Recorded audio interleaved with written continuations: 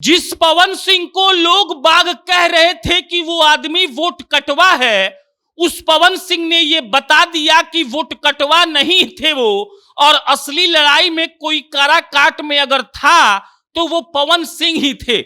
एक आदमी जिसके ऊपर ना किसी पार्टी का आशीर्वाद था, एक आदमी जिसके ऊपर ना किसी बहुत बड़े नेता का हाथ था, एक आदमी जिसका ना कोई राजनीतिक का बैकग्राउंड रहा है, उस आदमी ने काराकाट में उपेंद्र कुशवाहा को तो पानी पिलाया ही, राजा राम सिंह को भी पानी पिलाया, नरेंद्र मोदी को भी पानी पिलाया, तेजस्वी यादव और उनकी पार्टी को भी पानी पिलाया, और सीधा संदेश पूरे भारतवर्ष में दिया कि अगर आप सही मायनों में चुनाव लड़ना चाहते हैं तो सिर्फ लोगों के बीच जाकर अपनी बातों को रखिए, और अगर आपकी पहचान लोगों में पहले से है तो आप उसका इस्तेमाल बड़े ही सकारात्मक तरीके से कर सकते हैं।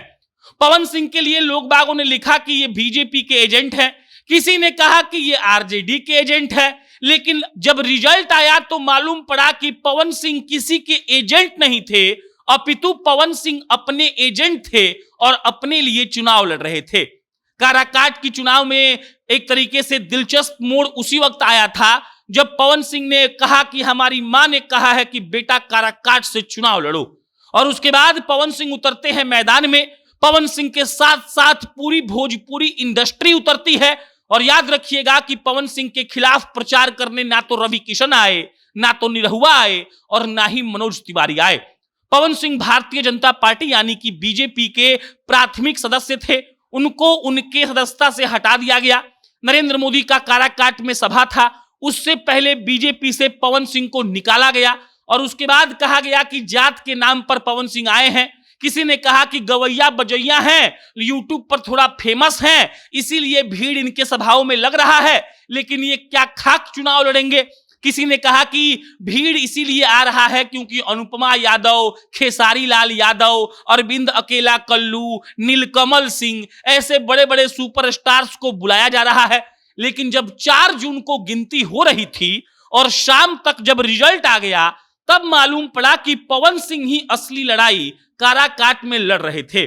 पवन सिंह उपेंद्र कुशवाहा से ज्यादा वोट ला रहे हैं। और उपेंद्र कुशवाहा कौन है? उपेंद्र कुशवाहा वो है जिनको बीजेपी का समर्थन प्राप्त था।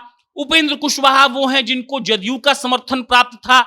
उपेंद्र कुशवाहा वो है जिनको चिराग पासवान का समर्थन प्राप्त था। उपेंद्र कुशवाहा वो हैं जो एकदम से लगे हुए थे इस बात को लेकर कि इतना समर्थन मिल ही रहा है, मोदी जी जैसा बड़ा नाम हमारे साथ है, मोदी जी की रैली भी हो जाती है, तब हमको कौन हरा सकता है। लेकिन पवन सिंह पीछे से खड़े होकर कह रहे हैं, यस सर, हम अभी यहां हैं, तो आप ज्यादा उछलिए मत।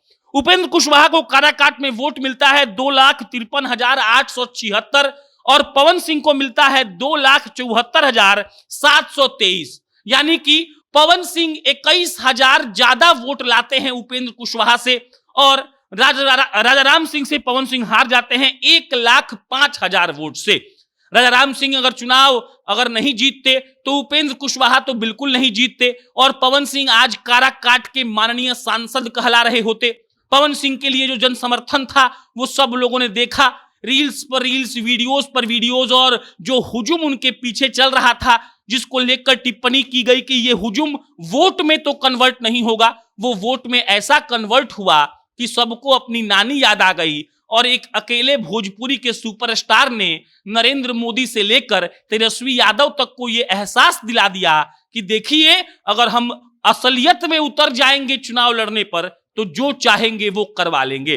बाकी राजा राम सिंह वहां से जीते हैं, 1,05,000 वोट से जीते हैं। Maale communist party of India Marxist के वो प्रत्याशी थे, और पवन सिंह के चलते ही वो जीते हैं। और आप ये भी कह सकते हैं कि उपेंद्र कुशवाहा के चलते पवन सिंह हार गए हैं। बाकी इस पर आपका क्या विचार है, कमेंट बॉक्स में बताइएगा। बहुत बहुत धन्यवाद।